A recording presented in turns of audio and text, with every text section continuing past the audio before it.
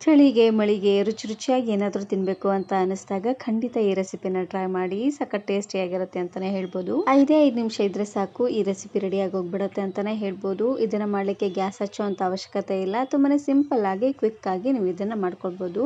ಹಾಗಾದರೆ ಬನ್ನಿ ತಡ ಮಾಡದೆ ರೆಸಿಪಿನ ಶುರು ಮಾಡೋಣ. ವಿಡಿಯೋ ನೋಡೋದಕ್ಕೂ ಮೊದಲು ನೀವಿನ್ನು ನನ್ನ ಚಾನಲನ್ನು ಸಬ್ಸ್ಕ್ರೈಬ್ ಮಾಡ್ತಾ ನೋಡ್ತಾ ಇದ್ದರೆ ಪ್ಲೀಸ್ ಸಬ್ಸ್ಕ್ರೈಬ್ ಮಾಡಿಕೊಂಡು ಪಕ್ಕದಲ್ಲಿ ಬರುವಂತಹ ಬೆಲ್ ಐಕನನ್ನು ಕ್ಲಿಕ್ ಮಾಡಿ. ಇದನ್ನು ಮಾಡಲಿಕ್ಕೆ ಮೊದಲು ನಾನಿಲ್ಲಿ 2 ಪ್ಯಾಕೆಟ್ ಆಗುವಷ್ಟು ಲೇಸನ್ನು ತೊಗೊಂಡಿದ್ದೀನಿ. 5 ರೂಪಾಯಿದು 2 ಪ್ಯಾಕೆಟ್ ತೊಗೊಂಡಿದ್ದೀನಿ.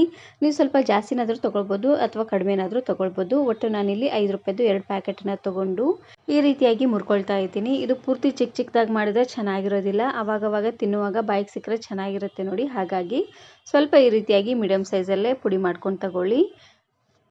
ಈ ರೀತಿಯಾಗಿ ಲೇಸ್ ಆದರೂ ಹಾಕ್ಕೊಳ್ಬೋದು. ಮನೆಯಲ್ಲಿ ಬನಾನಾ ಚಿಪ್ಸು ಅಥವಾ ಪೊಟ್ಯಾಟೊ ಚಿಪ್ಸ್ ಇದ್ದರೆ ಅದನ್ನಾದರೂ ನೀವು ಇಲ್ಲಿ ಹಾಕ್ಕೊಳ್ಬೋದು. ಇವಾಗ ನಾನಿಲ್ಲಿ ಇನ್ನೊಂದು ಅಗಲವಾಗಿರುವಂತಹ ಬೌಲ್ಗೆ ಎಲ್ಲ ತರಕಾರಿಗಳನ್ನು ಹಾಕ್ಕೊಳ್ತಾ ಇದ್ದೀನಿ. ಆದಷ್ಟು ಅಗಲವಾಗಿರುವಂತಹ ಬೌಲನ್ನೇ ತಗೊಳ್ಳಿ, ಕಲಿಸ್ಲಿಕ್ಕೆ ಈಸಿ ಆಗುತ್ತೆ. ಇದಕ್ಕೆ ನಾನಿಲ್ಲಿ ಮೀಡಿಯಮ್ ಸೈಜಿನ 1 ಕ್ಯಾರೆಟನ್ನು ಈ ರೀತಿಯಾಗಿ ತುರಿದು ಹಾಕ್ಕೊಳ್ತಾ ಇದ್ದೀನಿ. ಇದ್ರ ಜೊತೆಗೆ ಮೀಡಿಯಮ್ ಸೈಜಿನ 1 ಟೊಮೆಟೊ ಹಾಗೆಯೇ 1 ಈರುಳ್ಳಿ, ಇದ್ರ ಜೊತೆಗೆ ಲಾಸ್ಟಲ್ಲಿ ಸ್ವಲ್ಪ ಸಣ್ಣದಾಗಿ ಕಟ್ ಮಾಡಿರುವಂತಹ ಕೊತ್ತಂಬರಿ ಸೊಪ್ಪನ್ನು ಹಾಕ್ಕೊಳ್ತಾ ಇದ್ದೀನಿ.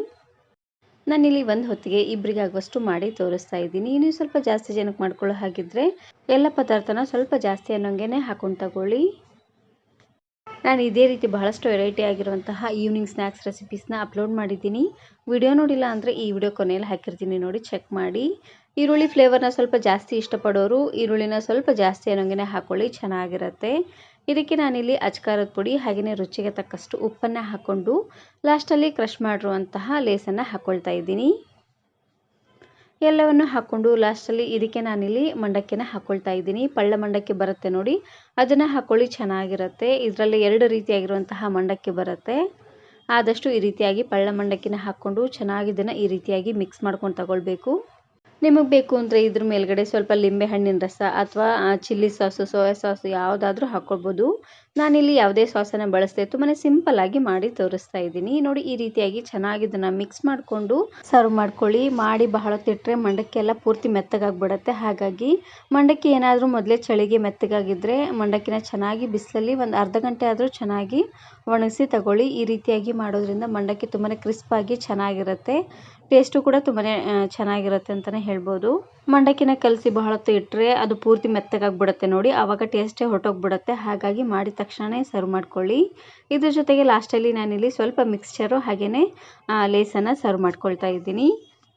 ಸಾಯಂಕಾಲ ಬಜ್ಜಿ ಬೋಂಡ ತಿನ್ನೋದಕ್ಕಿಂತ ಈ ರೀತಿಯಾಗಿ ಮನೆಯಲ್ಲೇ ಸುಲಭವಾಗಿ ಬೇಲ್ಪುರಿನ ಮಾಡ್ಕೊಳ್ಳಿ, ತುಂಬಾ ರುಚಿಯಾಗಿರುತ್ತೆ ಅಂತಲೇ ಹೇಳ್ಬೋದು. ಈ ವಿಡಿಯೋ ಇಷ್ಟ ಆದರೆ ಈಗಲೇ ಒಂದು ಲೈಕ್ ಬಟನನ್ನು ಕ್ಲಿಕ್ ಮಾಡಿ, ಫ್ರೆಂಡ್ಸ್ ಆ್ಯಂಡ್ ಫ್ಯಾಮಿಲಿ ಜೊತೆಗೆ ಶೇರ್ ಮಾಡಿ. ಹಾಗೆಯೇ ಮತ್ತಷ್ಟು ಹೊಸ ರೆಸಿಪಿಗಾಗಿ ವರ್ಣಿಕಾ ಅಡುಗೆ ಮನೆ ಯೂಟ್ಯೂಬ್ ಚಾನಲನ್ನು ಸಬ್ಸ್ಕ್ರೈಬ್ ಮಾಡ್ಕೊಳ್ಳಿ. Thank you. Thanks for watching.